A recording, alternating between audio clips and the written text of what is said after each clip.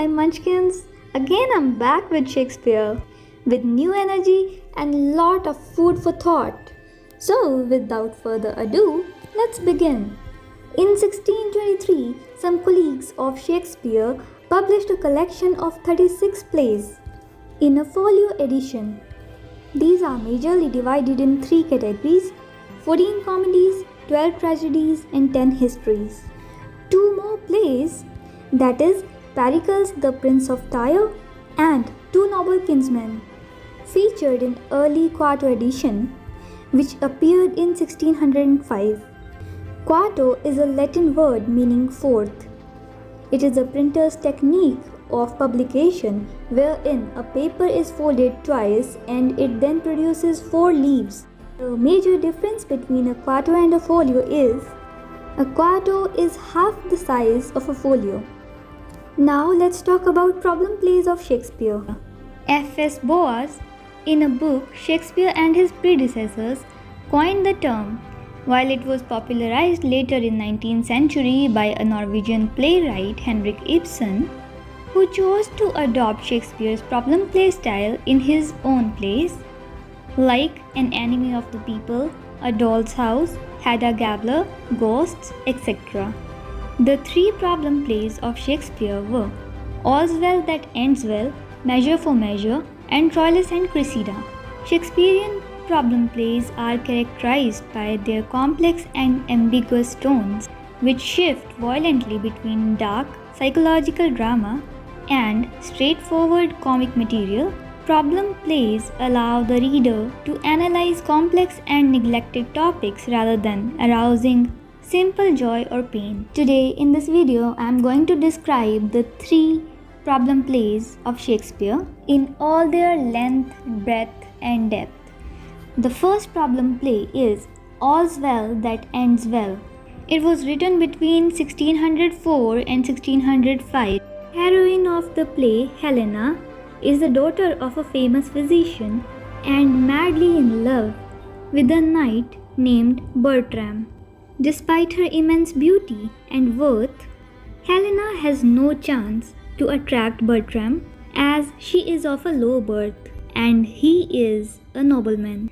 Soon she gets a chance to treat the King of France and he happily granted her any man's hand she wishes to marry. So she chose Bertram and of course is disgusted and leaves her there and then leaves the country to fight in the army of Duke of Florence. From there he sends a letter to Helena informing her that he will never be her true spouse unless she can get his family ring from his finger and become pregnant with his child. Of course, both were impossible as he was not going to come back to her. Also in Florence, Bertram begins to seduce a young lady called Diana. So Helena comes up with a plan. As soon as she knows of this, she spreads a word that she is dead while on a pilgrimage and reaches Florence. There, she plans with Diana to lure Bertrand into bed in a dark room and in a bed trick exchanges his ring and gets pregnant with his child. Then later Bertram tries to remarry.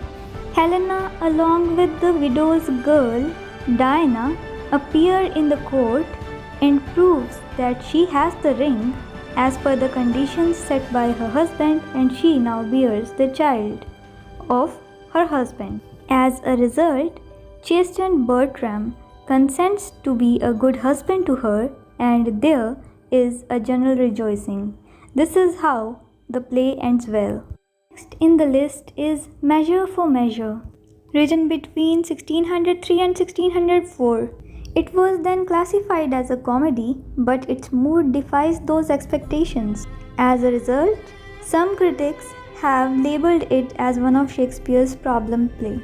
The play deals with issues of mercy, justice, and truth, and their relationship to pride and humility. Hence the quote, "Some rise by sin, and some by virtue fall."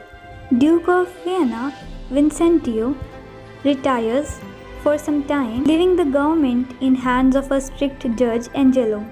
A young couple in the town, Claudio and his betrothed, Juliet, did not announce the buns in advance, but still they were legally married. Although the hypocrite judge Angelo deemed the marriage as illegal and sentenced Claudio to be executed. Then his sister Isabella, a novice nun, pleads mercy on Claudio's behalf, but hypocrite Angelo asks her virginity in return. Isabella plainly refuses and asks Claudio to be prepared for his execution. But there is a twist in the story. The Duke has in fact not left the city. He remained disguised as a friar to spy on the city affairs. He befriends Isabella and arranges two tricks to thwart Angelo's evil intentions.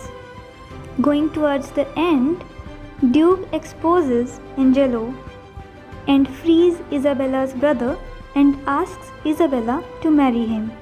Though Isabella does not reply, her not replying is considered as her yes in the play.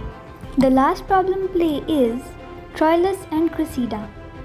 Written in 1602, play is set in the later years of Trojan War, following the plotline of the Iliad, where Achilles refuses to participate in the battle after Hector's death. In the play, Troilus, the son of Priam, woos Cressida. Later, Cressida is exchanged for a Trojan prisoner of war. In her new life at a new place, she finds another lover named Diomedes, and when Troilus comes to know of this, he decides to avenge her perfidy. The play ends on a very bleak note, the death of the noble Hector and destruction of the love between Troilus and Cressida. So these were the 3 plays of William Shakespeare which are listed under the problem plays by later critics.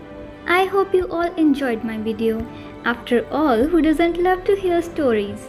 So if you want to hear more, please let me know in the comments below. Also let me know what do you think about this video. Please like, share and subscribe. Thank you.